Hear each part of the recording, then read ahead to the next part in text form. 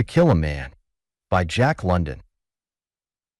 Though dim nightlights burned, she moved familiarly through the big rooms and wide halls, seeking vainly the half-finished book of verse she had mislaid and only now remembered.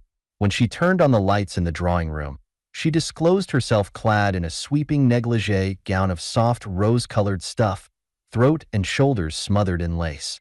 Her rings were still on her fingers. Her massed yellow hair had not yet been taken down.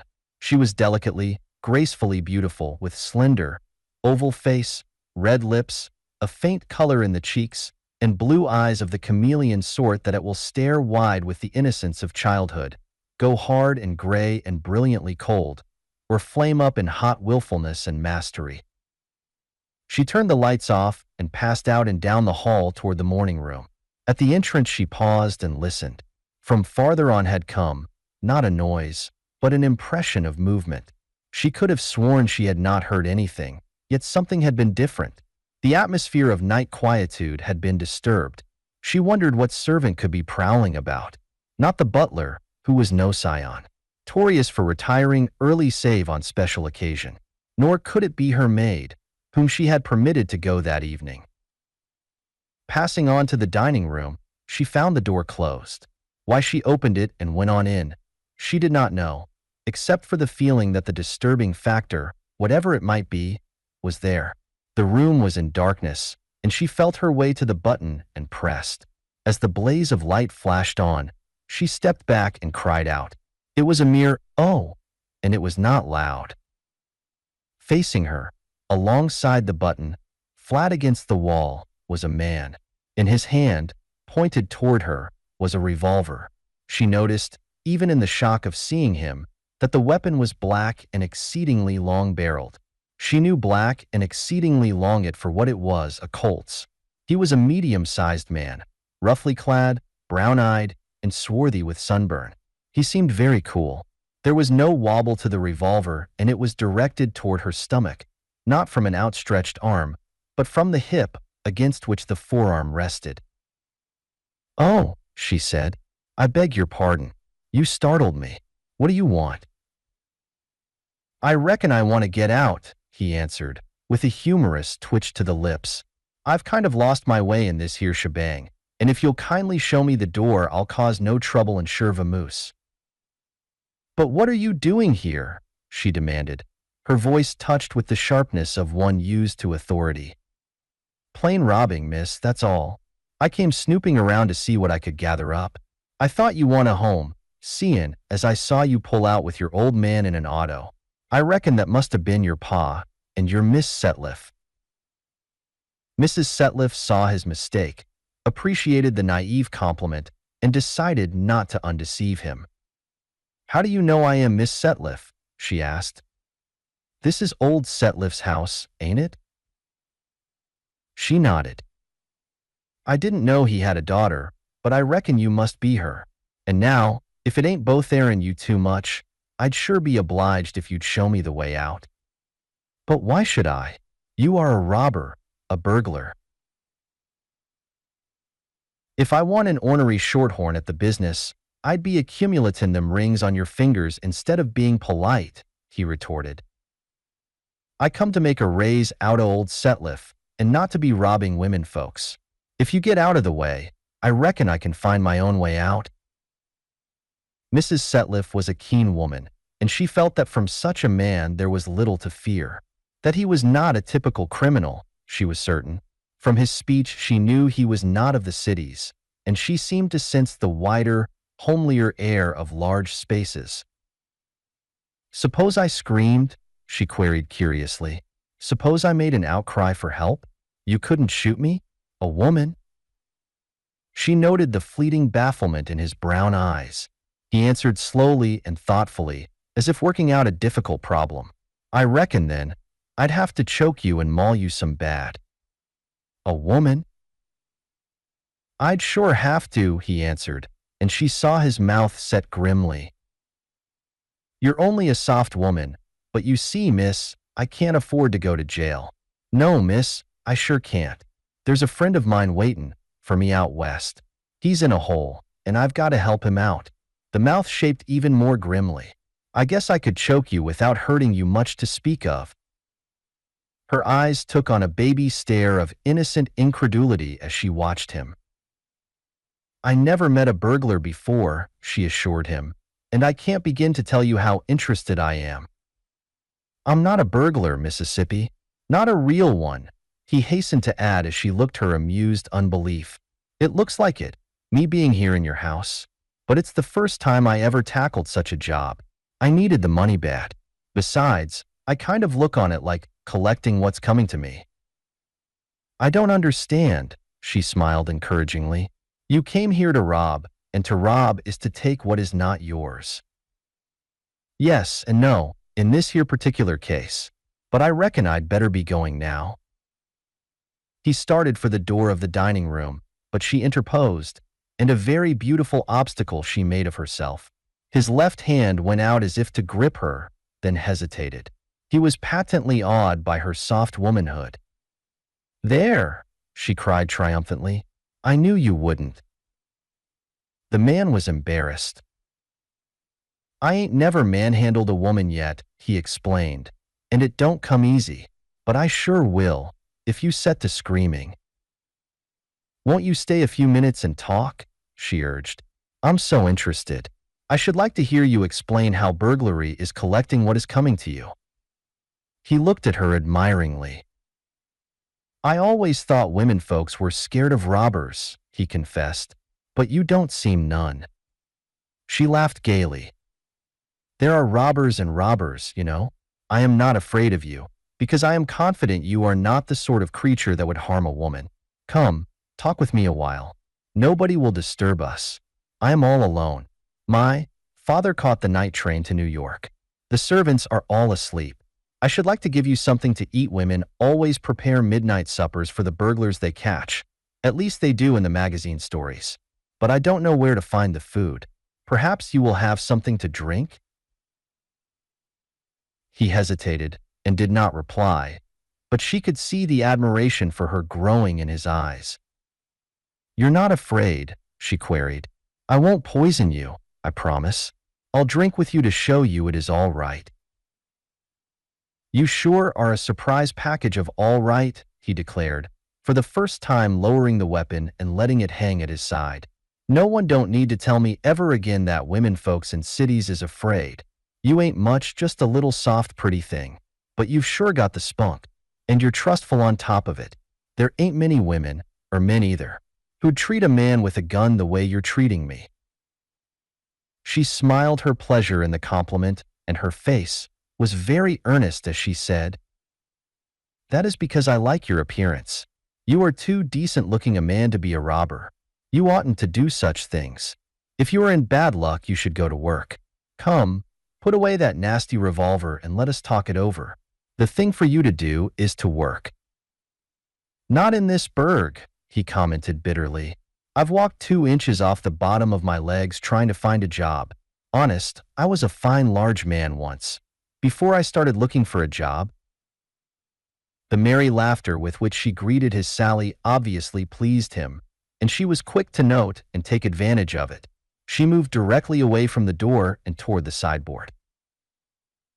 Come, you must tell me all about it while I get that drink for you. What will it be? Whiskey? Yes, ma'am, he said, as he followed her, though he still carried the big revolver at his side, and though he glanced reluctantly at the unguarded open door. She filled a glass for him at the sideboard.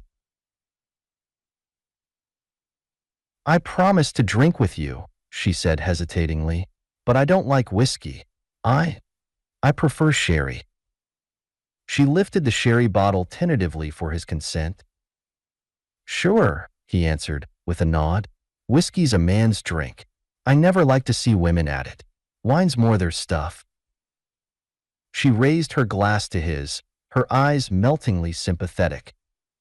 Here's to finding you a good position. But she broke off at sight of the expression of surprised disgust on his face. The glass, barely touched, was removed from his wry lips. What is the matter? She asked anxiously. Don't you like it? Have I made a mistake?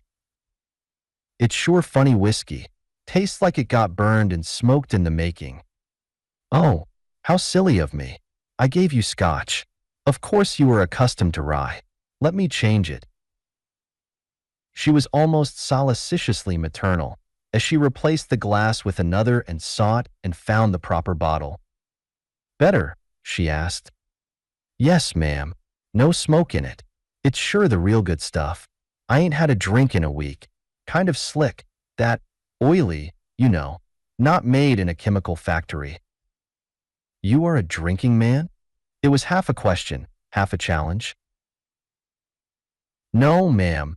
Not to speak of. I have reared up and rip-snorted at spells, but most unfrequent.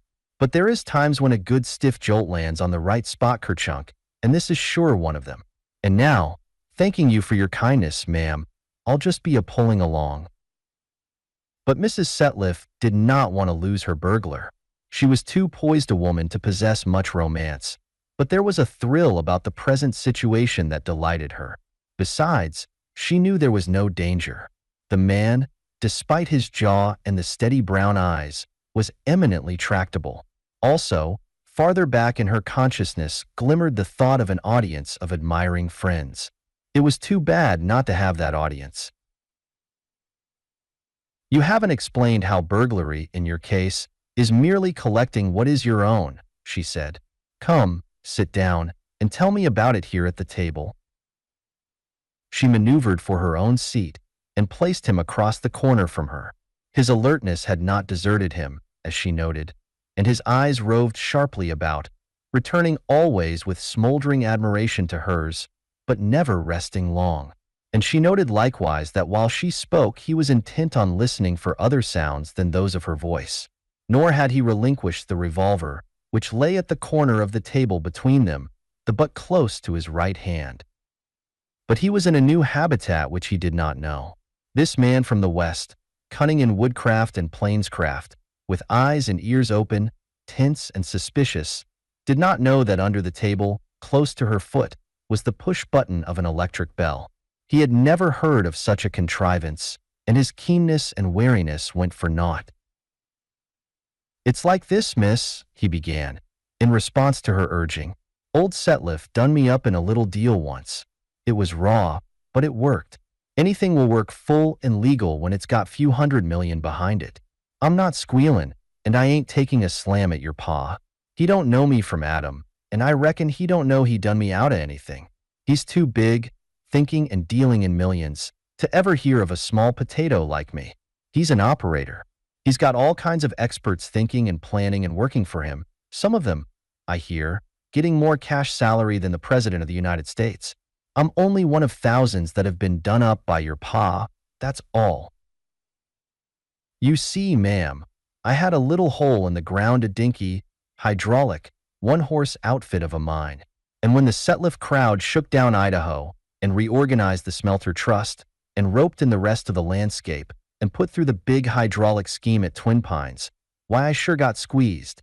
I never had a run for my money. I was scratched off the card before the first heat. And so, tonight, being broke and my friend needing me bad, I just dropped around to make a raise out of your pa, seeing as I needed it. It kinda was coming to me. Granting all that you say is so, she said, nevertheless it does not make housebreaking any the less housebreaking. You couldn't make such a defense in a court of law. I know that, he confessed meekly. What's right ain't always legal. And that's why I am so uncomfortable a-settin' here and talking with you. Not that I ain't enjoying your company, I sure do enjoy it, but I just can't afford to be caught. I know what they'd do to me in this here city. There was a young fellow that got 50 years only last week for holding a man up on the street for $2.85. I read about it in the paper. When times is hard and they ain't no work, men get desperate. And then the other men who've got something to be robbed of get desperate, too. And they just sure soak it to the other fellows. If I got caught, I reckon I wouldn't get a mite less than 10 years. That's why I'm hankering to be on my way. No, wait. She lifted a detaining hand, at the same time removing her foot from the bell, which she had been pressing intermittently. You haven't told me your name yet. He hesitated. Call me Dave. Then, Dave, She laughed with pretty confusion. Something must be done for you. You are a young man, and you are just at the beginning of a bad start. If you begin by attempting to collect what you think is coming to you, later on you will be collecting what you are perfectly sure isn't coming to you. And you know what the end will be. Instead of this, we must find something honorable for you to do. I need the money, and I need it now, he replied doggedly. It's not for myself, but for that friend I told you about. He's in a peck of trouble, and he's got to get his lift now or not at all. I can find you a position, she said quickly. And yes, the very thing. I'll lend you the money you want to send to your friend. This you can pay back out of your salary. About 300 would do, he said slowly. 300 would pull him through. I'd work my fingers off for a year for that, and my keep, and a few cents to buy Bull Durham with. Ah, you smoke. I never thought of it.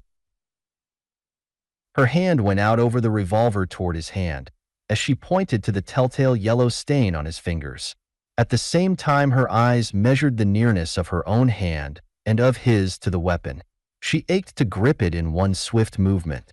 She was sure she could do it, and yet she was not sure, and so it was that she refrained as she withdrew her hand. Won't you smoke? She invited. I'm most dying to. Then do so. I don't mind. I really like it, cigarettes, I mean.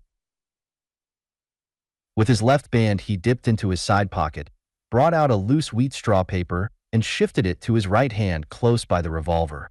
Again he dipped, transferring to the paper a pinch of brown, flaky tobacco. Then he proceeded, both hands just over the revolver, to roll the cigarette. From the way you hover close to that nasty weapon, you seem to be afraid of me, she challenged. Not exactly afraid of you, ma'am, but, under the circumstances, just a mite timid. But I've not been afraid of you. You've got nothing to lose. My life, she retorted. That's right, he acknowledged promptly, and you ain't been scared of me. Meb, I am over-anxious. I wouldn't cause you any harm. Even as she spoke, her slipper felt for the bell and pressed it. At the same time her eyes were earnest with a plea of honesty. You are a judge of men. I know it. And of women. Surely, when I am trying to persuade you from a criminal life and to get you honest work to do. He was immediately contrite. I sure beg your pardon, ma'am, he said. I reckon my nervousness ain't complimentary. As he spoke, he drew his right hand from the table, and after lighting the cigarette, dropped it by his side. Thank you for your confidence, she breathed softly, resolutely keeping her eyes from measuring the distance to the revolver, and keeping her foot pressed firmly on the bell. About that 300, he began. I can telegraph it west tonight, and I'll agree to work a year for it and my keep. You will earn more than that. I can promise $75 a month at the least. Do you know horses? His face lighted up and his eyes sparkled. Then go to work for me or for my father, rather, though I engage all the servants. I need a second coachman. And wear a uniform? He interrupted sharply, the sneer of the freeborn West in his voice and on his lips. She smiled tolerantly. Evidently that won't do. Let me think. Yes. Can you break and handle colts? He nodded. We have a stock farm, and there's room for just such a man as you. Will you take it? Will I, ma'am? His voice was rich with gratitude and enthusiasm. Show me to it. I'll dig right in tomorrow. And I can sure promise you one thing, ma'am. You'll never be sorry for lending Huey Luke a hand in his trouble. I thought you said to call you Dave, she chided forgivingly. I did, ma'am. I did. And I sure beg your pardon. It was just plain bluff. My real name is Huey Luke. And if you'll give me the address of that stock farm of yours, and the railroad fare, I head for it first thing in the morning. Throughout the conversation, she had never relaxed her attempts on the bell. She had pressed it in every alarming way, 3 shorts and a long, 2 and a long and 5. She had tried long series of shorts, and once, she had held the button down for a solid 3 minutes, and she had been divided between objurgation of the stupid, heavy-sleeping butler and doubt if the bell were in order. "I am so glad," she said, "so glad that you are willing. There won't be much to arrange, but you will first have to trust me while I go upstairs for my purse." She saw the doubt flicker momentarily in his eyes and added hastily, "But you see I am trusting you with the $300. "I believe you, ma'am," he came back gallantly, "though I just can't help this nervousness. Shall I go and get it?" But before she could receive consent, a slight muffled jar from the distance came to her ear. She knew it for the swing door of the butler's pantry, but so slight was it more a faint vibration than a sound that she would not have heard had not her ears been keyed and listening for it. Yet the man had heard. He was startled in his composed way. "What was that?" he demanded. For answer, her left hand flashed out to the revolver and brought it back. She had had the start of him, and she needed it. For the next instant his hand leaped up from his side, clutching emptiness where the revolver had been. "Sit down," she commanded sharply, in a voice new to him. "Don't move. Keep your hands on the table." She had taken a lesson from him. Instead of holding the heavy weapon extended, the butt of it and her forearm rested on the table, the muzzle pointed, not at his head, but his chest. And he, looking coolly and obeying her commands, knew there was no chance of the kick-up of the recoil producing a miss. Also, he saw that the revolver did not wobble, nor the handshake, and he was thoroughly conversant with the size of hole the soft-nosed bullets could make. He had eyes, not for her, but for the hammer, which had risen under the pressure of her forefinger on the trigger. "I reckon I'd best warn you that their trigger pull is file dreadful fine. Don't press too hard, or I'll have a hole in me the size of a walnut." She slacked the hammer partly down. "That's better," he commented.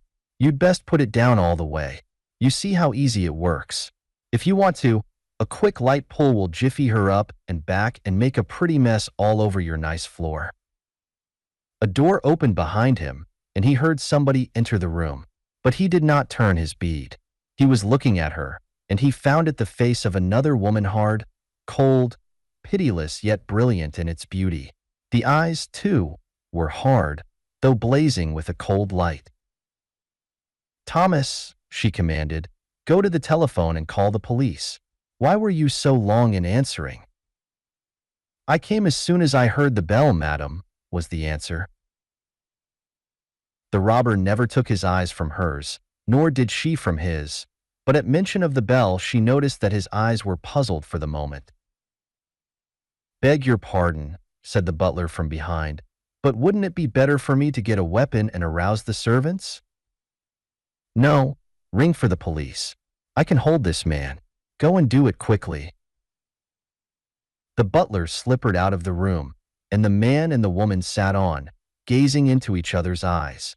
To her, it was an experience keen with enjoyment, and in her mind was the gossip of her crowd, and she saw notes in the society weeklies of the beautiful young Mrs. Setliff capturing an armed robber single-handed. It would create a sensation, she was sure. "When you get that sentence you mentioned," she said coldly, "you will have time to meditate upon what a fool you have been, taking other persons' property and threatening women with revolvers. You will have time to learn your lesson thoroughly. Now tell the truth. You haven't any friend in trouble? All that you told me was lies." He did not reply. Though his eyes were upon her, they seemed blank. In truth, for the instant she was veiled to him, and what he saw was the wide sun-washed spaces of the West, where men and women were bigger than the rotten denizens, as he had encountered them, of the thrice-rotten cities of the East. "Go on. Why don't you speak? Why don't you lie some more? Why don't you beg to be let off?" "I might," he answered, licking his dry lips. "I might ask to be let off if—" "If what?" she demanded peremptorily, as he paused. "I was trying to think of a word you reminded me of. As I was saying, I might if you was a decent woman." Her face paled. Be careful, she warned. You don't dast kill me, he sneered.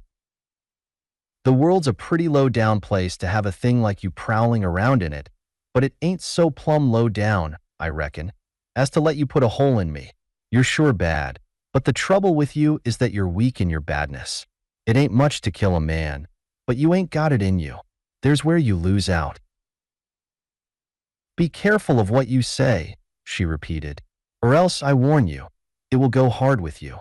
It can be seen to whether your sentence is light or heavy.